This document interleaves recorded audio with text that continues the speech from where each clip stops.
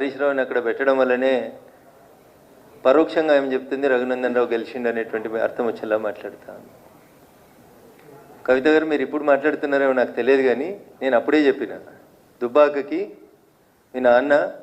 మీ అన్నతో పాటు సిద్దిపేట జిల్లాకి ఇన్ఛార్జి మంత్రిగా ఉన్నటువంటి హరీష్ రావు అనేట ఆయన చేసిన అన్యాయం అంతా ఇంత కాదని నేను 100 సార్లు చెప్పిన.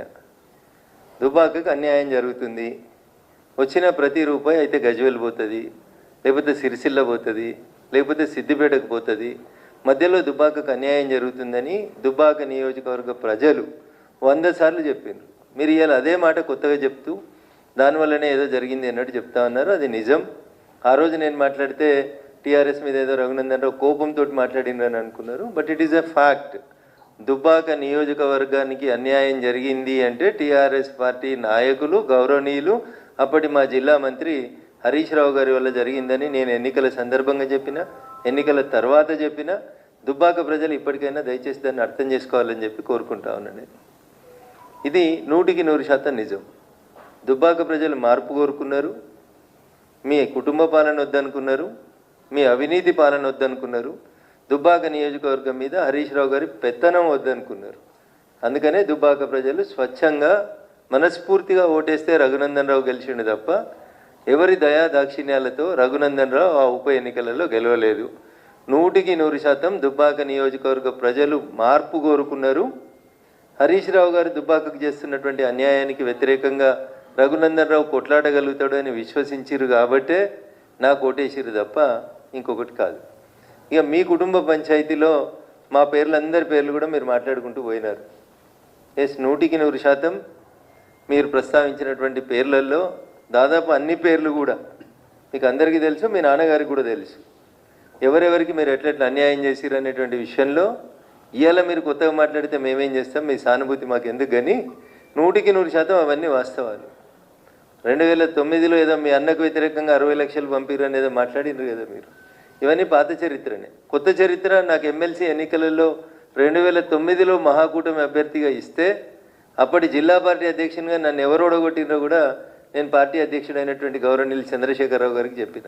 కానీ ఆ రోజు కూడా యాక్షన్ తీసుకోలేదు. These are all facts. Nothing is an hidden thing. It is. ఇందులో కొత్తగా ఆమె చెప్పింది ఏం కూడా లేదు. రేవంత్ రెడ్డి గారు హరీష్ రావు గారు ఒకటే ఫ్లైట్లో వచ్చిర్రని, వాళ్ళిద్దరూ కుమ్ముక్క అయినరని, మెదక్ పార్లమెంట్ ఎన్నికలలో నన్ను ఇబ్బంది పెట్టాలని చూస్తున్నారని, కాంగ్రెస్ టీఆర్ఎస్ 2 కొల్లుడై నేను గెలవకుండా చూడాలని ప్రయత్నం చేస్తున్నారని నేను మీడియా ముందుకు వచ్చి చెప్పినటువంటి తారీఖు 22 మార్చ్ 2024 రోజే వచ్చి చెప్పిన. నేను మార్చి 2024 నాడు ఆస్ట్రేలియా నుంచి కనెక్టింగ్ ఎయిర్ ఇండియా ఫ్లైట్ నెంబర్తో సహా చెప్పిన. నేను బిజినెస్ క్లాస్లో వస్తూ ఢిల్లీ నుంచి వస్తుండగా గౌరవనీయులు ముఖ్యమంత్రి గారు హరీష్ రావు గారు ఇద్దరు అదే ఫ్లైట్లో ట్రావెల్ చేసినారు. నన్ను ఓడగొట్టేందుకు ఇద్దరు ముచ్చట పెట్టుకున్నారనే విషయాన్ని నేను ఇవాళ కొత్తగా చెప్పలేదు. ఎన్నటి చెప్పిన, ఇది 22 మార్చి 2024లో చెప్పిన. నేను అదే విషయాన్ని ఈరోజు మళ్ళీ కవిత గారు కూడా ఎండార్స్ చేసినారు తప్ప ఇందులో కొత్త విషయం ఏముందని నేను అనుకుంటలేను. 2-3 సార్లు వాళ్ళు దుబ్బాక ఎన్నిక రఘునందన్ రావు అనే మాట తీసినారు కాబట్టి నేను ఈ విషయాలు చెప్తా ఉన్నాను తప్ప మాకు ఆ విషయాల గురించి, వాళ్ళ పార్టీ వ్యవహారాల గురించి, వాళ్ళ పంచాయతీల గురించి, వాళ్ళ కుటుంబం గురించి, వాళ్ళ కుటుంబ పంచాయతీల గురించి మేము మాట్లాడదలుచుకోలేదు. మేము ప్రజల కోసం పనిచేస్తాం. భారతీయ జనతా పార్టీ ప్రజల పక్షాన్నే నిలబడుతుంది. పాల వ్యాపారం చేస్తారా, నీళ్ళ వ్యాపారం చేస్తారా, ఒకళ్ళ కాలు బట్టి ఒకళ్ళు లాగుతారా? మరి పాల వ్యాపారం చేస్తుంటే ఇంతకాలం ఏం చేసిరు? అయోధ్య రెడ్డి గారు ట్వీట్ చేస్తే బహుశా అయోధ్య రెడ్డి గారు ఇప్పుడు ఎక్కడనో కమిషనర్గా ఉన్నట్టున్నారు. ఇన్ఫర్మేషన్ కమిషనర్గానో సమాచార హక్కు చట్టం కింద కమిషనర్గానో ఎక్కడ ఉన్నట్టున్నారు. మరి అయోధ్య రెడ్డి గారు మాట్లాడాలి. పాల వ్యాపారం ఏంది, ఎందుకు ట్వీట్ చేసినారు, ఎందుకు తీసేసినారు, ఇట్లాంటివి ఏమైనా ఉంటే వారు మాట్లాడుకుంటే బాగుంటుంది తప్ప మీరు అందరికీ మనిషి కింద బురదేసిపోదామని అనుకుంటున్నట్టున్నారు. చెల్లె, బురదేమొద్దు. మేమంతా ఆల్రెడీ ఇవన్నీ మాట్లాడిన విషయాలే, ఇవన్నీ గతంలో మేము చెప్పిన విషయాలే. ఇందులో కొత్తదనం ఏముంది చెప్పు. కొత్తగా మీరు చెప్పింది ఒకటిగా మోకిలా ప్రాజెక్టు చెప్తే మీరు కొత్తగా మాట్లాడింది ఏం కనబడతలేదు మాకు. నిజంగా నేను కూడా రాష్ట్ర ముఖ్యమంత్రి గారికి చెప్పదలుచుకున్నాను. మోకిలాలో జరుగుతున్నటువంటి ప్రాజెక్ట్ ఏదైతే ఇందాక కవిత గారు పేరు చెప్పారో ఆ ప్రాజెక్టు మీద కంపల్సరీ విచారణ జరిపించాలి. దాంట్లో ఉన్న లాక్యూనాస్ ఏంది అనేది చూడాలి. ఆ మోకిలా ప్రాజెక్టుకి సంబంధించి అనుమతులేంది, డబ్బులేంది, ఈ పోచంపల్లి శ్రీనివాసరెడ్డి అనేటువంటి ఎమ్మెల్సీ ఏడికేలో వచ్చి ఏడ శ్రీమంతుడు అయిండు, నవీన్ రావు అనేటువంటి ఎమ్మెల్సీ అవకతవకలేంది, వీటి మీద రాష్ట్ర ముఖ్యమంత్రి గారు ఏసీబీ డీజీ వెంటనే చర్య తీసుకోవాలి. ఇట్లా అడ్డగోలుగా సంపాదించుకొని పైసలతోటి ఇష్టం ఉన్నట్టు చేసుకుంటూ పోతున్నటువంటి ఈ సామ్రాజ్యాన్ని విస్తరించుకునేటువంటి కార్యక్రమాన్ని బంద్ చేసేయాలి. టీఆర్ఎస్లో ఎమ్మెల్సీల పేరిట పోచంపల్లి శ్రీనివాసరెడ్డి గారైనా నవీన్ రావు గారైనా వీళ్ళు చేసినటువంటి పాప పనులన్నింటిని కూడా కాంగ్రెస్ ప్రభుత్వం వెంటనే విచారణ జరిపించాలని చెప్పి నేను ఈ సందర్భంగా డిమాండ్ చేస్తా ఉన్నా. వీళ్ళే కాదు పాపం, మా చెల్లె మర్చిపోయింది, ఇంకొక ఆయనే సంతోషరావుకి సడ్డకుడో వియంకుడో చుట్టమో ఒక ఆయన అవుతాడు, డీసీపీ పేరు సందీప్ రావు. ఈయనను పెట్టి నా దుబాక ఉప ఎన్నికల సందర్భంగా ఈజ్ ద సూపర్ మ్యాన్ అన్నట్టు, పోలీసులో సూపర్ కాప్ ఈయన. టెలిఫోన్ ట్యాపింగ్లో కానీ పైసలు పట్టుకోవడంలో కానీ ఇప్పటిదాకా పేరు ఎవరు మాట్లాడలేదు, కానీ వారి పేరు సందీప్ రావు. వారు అప్పుడు టాస్క్ ఫోర్స్ డీసీపీగా ఉన్నారు నార్సింగ్ ఏరియా, నేనుండే ఇంటి ఏరియాకి టాస్క్ ఫోర్స్ డీసీపీగా ఉన్నారు సందీప్ రావు గారు. వీరి నాయకత్వంలో ఒక 3-4 సిఐల్ని పెట్టుకొని మా ఇంటి చుట్టూ వాచ్ పెట్టి మమ్మల్ని నానా యాగి చేసి టార్చర్ పెట్టినటువంటి పెద్దలు కూడా సందీప్ రావు గారు. ఇట్లా మీరు పోలీసులను అడ్డం పెట్టుకొని చేసిన మంచి పనులు చెప్తుందేమో కవిత అని నేను అనుకున్నా.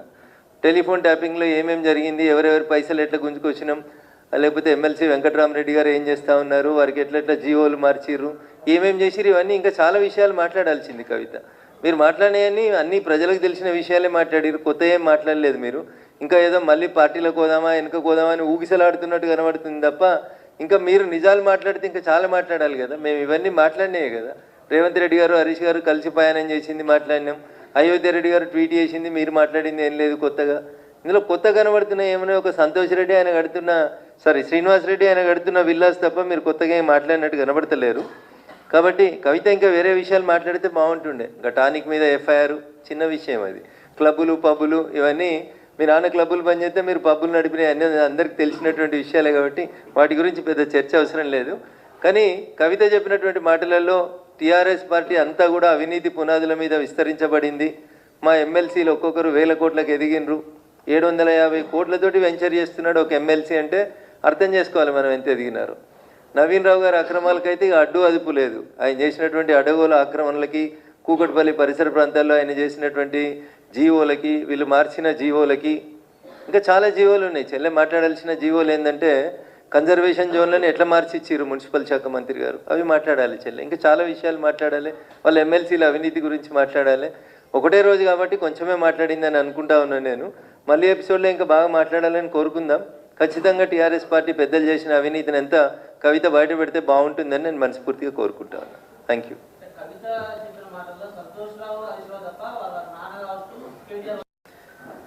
సొంత కుటుంబాన్ని కాపాడుకోవాలనే ఆలోచనని నేను తప్పుపట్టదలుచుకోలేదు. బట్ నేను అడుగుతుంది ఏంటంటే ఈ పోచంపల్లి శ్రీనివాసరెడ్డి చేసిన అవినీతి మీద, నవీన్ రావు గారు చేసినటువంటి అవినీతి మీద మీరు పార్టీలో ఉన్నప్పుడు లేదా మీరు ప్రభుత్వంలో ఉన్నప్పుడు ఎందుకు చర్యలు తీసుకోలేకపోయినారనేది ఒకసారి ఆలోచించాలి. నేను చెప్తాను, ఇంకా పటాన్చెరు ఏరియాలో మీరు చేసినటువంటి కన్వర్షన్ ఆఫ్ ల్యాండ్స్ చెప్తాను, ఐడియా బొల్లారంలో మీరు చేసినటువంటి కన్వర్షన్ ఆఫ్ ల్యాండ్స్ చెప్తాం. ఒక జోన్లోంచి ఇంకొక జోన్లోకి మార్చి ఏ ఎమ్మెల్యేల పేరు మీద ఎవరెవరి పేరు మీద మీరు ఎట్లెట్లా చేసిరో అడగోలు మాటలు ఇవన్నీ బయటకు వస్తాయేమో అనుకున్నాం. మీరు మాట్లాడితే ఏం రాలేదు. ఖచ్చితంగా సమయం చూసుకొని మేము కూడా మీరు మాట్లాడినటువంటి మాటలు కాక ఇంకా మిగతా అన్నీ మేము కూడా మీడియా ద్వారా బయట ప్రపంచానికి చెప్పాలనుకుంటా ఉన్నాం. మేము ఇంకా మీ ద్వారానే ప్రజలు వింటే బాగుంటుంది. మేము మాట్లాడితే ఏదో కక్ష సాధింపు కోసం మాట్లాడినామని అనుకుంటారు.